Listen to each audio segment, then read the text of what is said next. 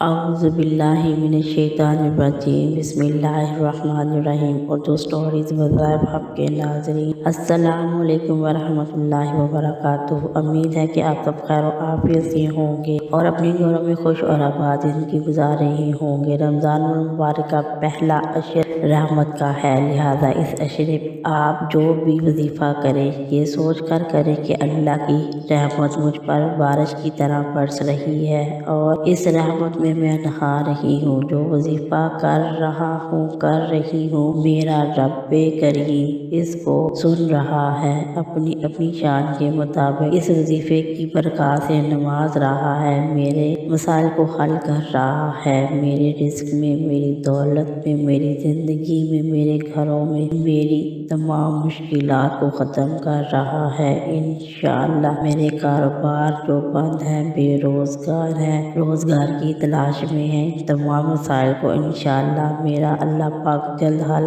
فرما دے گا۔ جو بیمار ہے ان کو شفا دے گا، جو بے گھر ہے ان کو گھر دے گا، جس کی بھی نیک خواہشات ہیں، نیک حاجات ہیں، اللہ پاک ان سب کی نیک خواہشات اور حاجات کو انشاءاللہ اس ماہ رمضان المبارک کے صدقے پورا کرے گا انشاءاللہ۔ اللہ کے فضل و کرم سے آج 8واں روزہ ہے اور میں آج آپ کو 8ویں روزے کا وظیفہ بتاؤں گی جو آپ نے ہر نماز کے بعد ہر ایک وظیفے کو کرنا ہے۔ اللہ پاک آپ کی روزی زندگی میں اور کاروبار میں بہت زیادہ برکتیں عطا فرمائے گا انشاءاللہ۔ اس سے پہلے آپ سے گزارش ہے، اگر آپ نے میرے چینل کو ابھی تک سبسکرائب نہیں کیا یا میرے چینل پر نئے ہیں تو آپ سے گزارش ہے آپ میرے چینل کو سبسکرائب کر دیں اور ویڈیو کو لائک اینڈ شیئر کر دیں۔ اس طرح کے بہت سارے وظائف اور اعمال ڈیلی بیس پر اپلوڈ کر رہی ہوں، اس نیک سفر پر اپنی بہن کا ضرور ساتھ دیجیے گا۔ قرآن مجید میں ارشاد باری تعالیٰ ہے،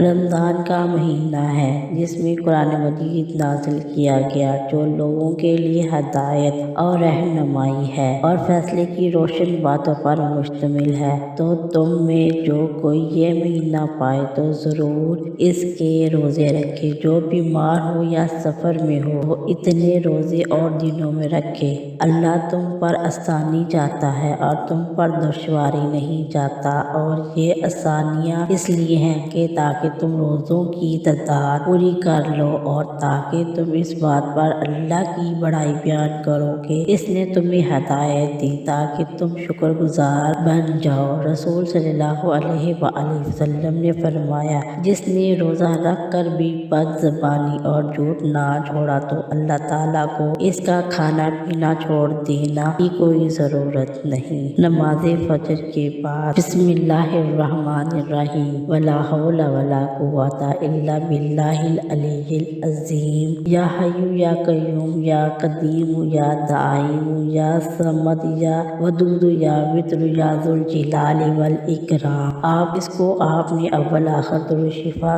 پڑھ کر 70 بار پڑھ لینا ہے۔ نماز ظہر کے بعد ان الذین عند ربک لا یستکبرون عن عبادتہ یسبحون واللہ یسجدون، اور اول آخر درود شفا پڑھ کر 14 بار پڑھ لینا ہے۔ نماز عصر کے بعد لا الہ الا اللہ الرحمن الرحیم، اول آخر درود شریف پڑھ کر 11 بار پڑھنا ہے۔ نماز مغرب کے بعد یا حی یا قیوم اعلانا واللہ کل شیء الہ واحد لا الہ الا انت، اول آخر درود شریف پڑھنے کے بعد 3 بار پڑھنا ہے۔ نماز عشاء کے بعد اللہم انی اسألک یا اللہ یا اللہ یا اللہ وللہ انت اللہ لا الہ الا انت اللہ اللہ وللہ انت واللہ لا الہ الا انت یا حی یا قیوم، اول آخر درود شریف پڑھ کر 3 بار پڑھ لینا ہے۔ دعا ہے کہ اللہ تعالیٰ میرا سنانا آپ کا سننا اپنی بارگاہ الہی میں قبول و منظور فرمائے،